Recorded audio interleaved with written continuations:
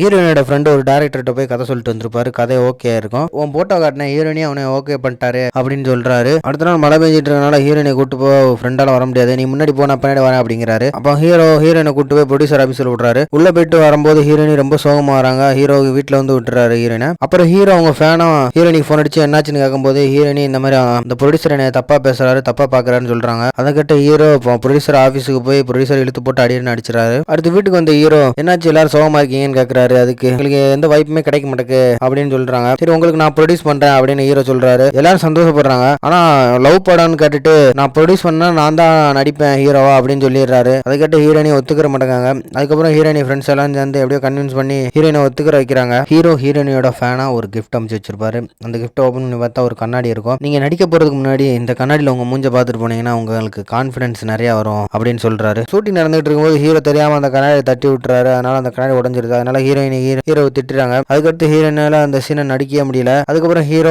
அவங்க ஃபேனா ஃபோன் போட்டு பேசுறாரு. அதுக்கப்புறம் தான் ஹீரோயினி சந்தோஷப்படுறாங்க.